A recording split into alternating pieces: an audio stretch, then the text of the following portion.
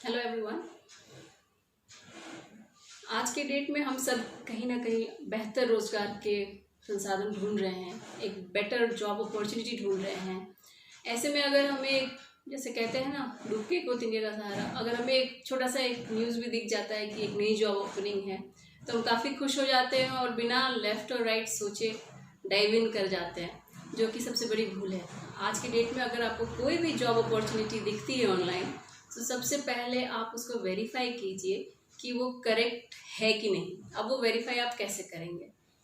जैसे कि मैं ये बात इसलिए कोट कर रही हूँ क्योंकि इससे पहले भी JBNL में फेक निकला था ओपनिंग, जिसमें काफ़ी लोगों को ठगा गया था।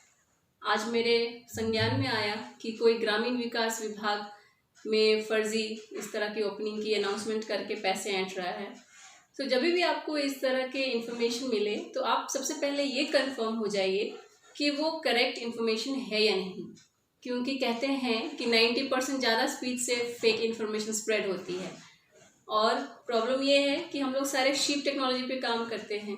एक अगर किसी डायरेक्शन में जा रहा है तो एवरीबडी विल फॉलो इट, जो कि गलत है। हमें अपना विवेक इस्तेमाल करना चाहिए। जब भी आप कोई जॉब ओपनिंग देखिए तो सबसे पहले आप ये कंफर्म हो जाइए कि क्या वो प्रकाशित किया गया था, क्योंकि कोई भी अगर जॉब ओपनिंग है तो सरकार का नियम है कि उसे आपको पब्लिश करना है न्यूज़पेपर में, local newspaper, Hindi newspaper and standard one national English newspaper. तो इन सभी पेपर्स में इसको पब्लिश करना अनिवार्य है ताकि कोई भी व्यक्ति इस लाभ से वंचित ना रहे। सेकंड है कि हर एक विभाग का आज की डेट में अपना वेबसाइट है। आप जाइए, देखिए उस वेबसाइट में, देखिए वहाँ है कि नहीं। चलिए मान ले ये भी बात कि वेबसाइट अपडेटेड नहीं रहती हैं बहुत सारे, कभी कभी, तो उस केस में आप कार्यालय विजिट कीजिए, कार्यालय से आप इंफॉर्मेशन निकालिए। और अगर आपको कोई ईमेल वगैरह आता है तो आप इसको रिपोर्ट कीजिए, साइबर पुलिस स्टेशन में डालिए या फिर आप विभाग को कंप्लेन कीजिए। ठीक है। और आप स्वयं भी देख सकते हैं, अगर कोई वेबसाइट पे होस्ट किया गया है ये इन्फॉर्मेशन, तो आप उस वेबसाइट का डिटेल्स कैसे निकाल सकते हैं। अगर आपको कोई ईमेल आता है तो आप उसका डिटेल्स कैसे निकाल सकते हैं, तो वही मैं अभी आपको बताने जा रही हूँ।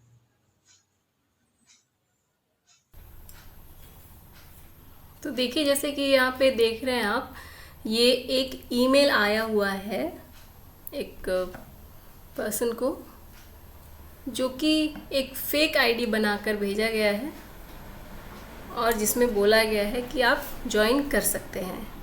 इसके पहले भी ट्रेल मेल्स थे। तो मान लीजिए इस तरह का अगर कोई आपके पास मेल आता है तो आप सबसे पहले क्या कीजिएगा? सबसे पहले आप अपना ईमेल खोलिएगा। मान लीजिए यहाँ पे मैंने एक स्पैम मेल उठाया है, क्योंकि स्पैम का मतलब ही होता है कि जो मेल कुछ मिलिशियस उसका इंटेंशन है, जो मेल सर्वर्स हैं उनको इस तरह से कोडिंग किया गया है, जैसे कोई बल्क मेल भेजा जाता है या फिर जिसमें कुछ सस्पिशियस कंटेंट पाया जाता है, तो उसे जो मेल सर्वर्स हैं उसे स्पैम कैटेगरी में डालती है। तो इससे एक और चीज़ बात सामने आती है कि आप जो भी ईमेल भेजते हैं वेब सर्वर के थ्रू, वो आपका पढ़ा जाता है। The server is reading your email. अब वो आपके प्रोटेक्शन के लिए पढ़ता है ताकि वो आपका जो भी फर्जी मेल्स हैं उससे आपके मेल बॉक्स को प्रोटेक्ट किया जा सके। तो ये मैंने एक स्पैम खोला हुआ है। अगर मुझे कोई भी स्पैम प्रलोभन आएगा कि आपको जॉब लगा है तो इसी तरह से होगा। और यहाँ पे 3 डॉट्स आप देख पा रहे हैं, यहाँ पे आप क्लिक कीजिए, शो ओरिजिनल में जाइए, यहाँ से इसको आप कॉपी टू क्लिपबोर्ड कर दीजिए। ये हेडर फाइल है, जो आप देख पा रहे हैं ये हेडर फाइल है। ठीक है। तो इसी तरह से आपको कुछ इस तरह के प्रलोभन आ सकते हैं कि आपका बैंक अकाउंट में इतना पैसा है, या फिर कुछ इस तरह का प्रलोभन आता है। तो उस तरह से आप इसका हेडर आप ले लीजिएगा। तो यहाँ पे हमने एक हेडर लिया हुआ है। अब हेडर के बाद आप इसको बहुत सारे ऑनलाइन ईमेल ट्रेसिंग ऐप्स है, मैं सजेस्ट करूँगी कि आप साइबर फोरेंसिक जो CDAC गवर्नमेंट ऑफ इंडिया का है उसे यूज़ करें। इसका URL आप देख पा रहे होंगे, cyberforensics.in/online email tracer/index.aspx। यहाँ पे आप पेस्ट कीजिए अपने हेडर को और यहाँ से आप क्लिक करिए स्टार्ट ट्रेसिंग। यहाँ पे आपको ये भी बताया गया है कि how to extract email header. तो जो मैंने हेडर लिया था वो बैंक से था, तो ICICI बैंक का था। तो यहाँ पे ये आपको बता रहा है कि किस IP एड्रेस से ये मेल आया है। इन केस आपको कोई मेल आता है जिसमें आपसे पूछा जाए कि आपका हम लोग KYC कर रहे हैं, आप मेल कर दीजिए हमको अपना डिटेल्स, तो आप कंफर्म हो सकते हैं कि वो ईमेल आपके बैंक से ही आया है या कोई फेक जो है, कोई कल्प्रिट है, जो साइबर क्रिमिनल है, जो आपको ड्यूप करने की कोशिश कर रहा है। तो ये मेल मुझे IP मिल गया। ये यहाँ दिखा रहा है Rajshekhar Setty, 3rd floor, north tower, ICICI bank towers, Bandra. ये पूरा डिटेल्स आपको बता रहा है। साथ ही में ये आपका IP एड्रेस बता रहा है। तो इस IP एड्रेस को अगर मैं कॉपी करूँ तो मैं एग्जैक्टली लोकेशन, लॉन्गिट्यूड, लैटिट्यूड पता कर सकती हूँ। इसके लिए भी ढेर सारे आपके एप्लीकेशंस अवेलेबल है जहाँ से आप ट्रैक कर सकते हैं। यहाँ पे आप इसको पेस्ट कर। So now we have the IP address. I'll just put the IP address here, and then I shall be able to, like, ipaddress.com. So once I paste the IP address here, I'm able to see the details. I'm able to see the longitude, latitude, everything.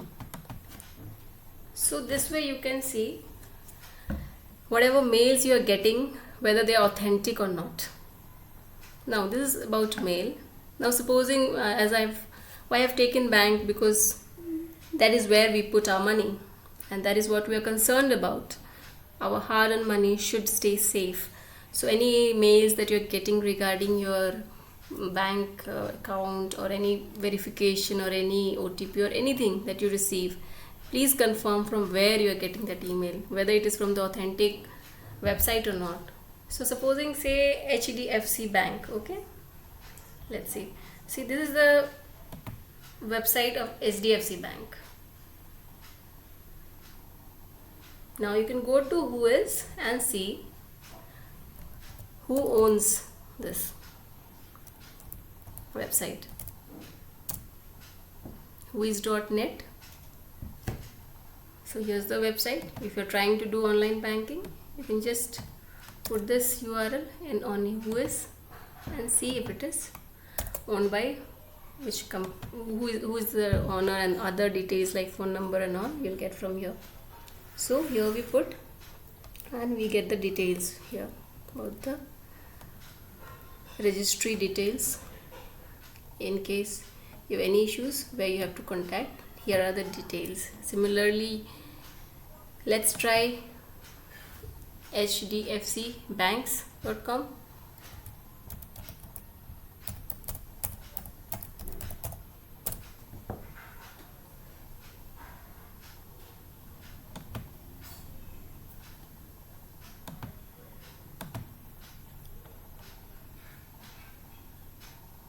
See, so that is also registered. HDFC Bank is also registered, and HDFC Banks is also registered. See, as you can see here, hdfcbank.com. Now let's search for hdfcbanks.com.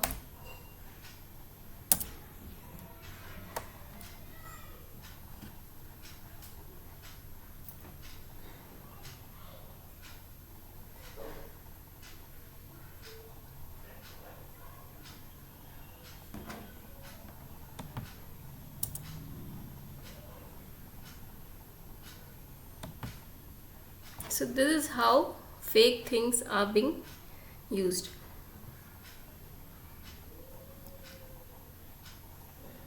You can go to Whois and see the actual website, which is the actual website and which is the fake website.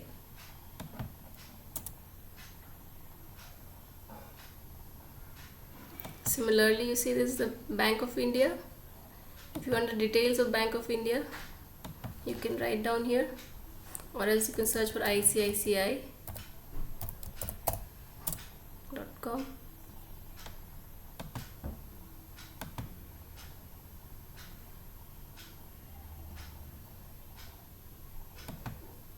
So the best person to know about what is the website, correct website is from your bank. Once you are opening the account in your bank, they tell you the website, it's written on the passbook.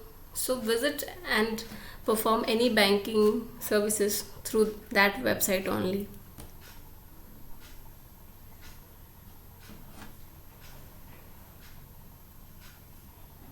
Another place from where you can get the IP address detail is Appnik.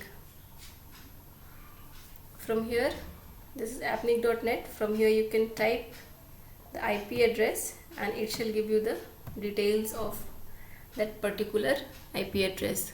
So online you find many resources, but the only thing is that you have to be sure which one to trust and which one to not. And especially when it comes to things like job or sharing your hard-earned money or banking, please get it confirmed from the agency itself. For example, if you have account in ICICI, ask them and get it confirmed. So this is the best way. Thank you.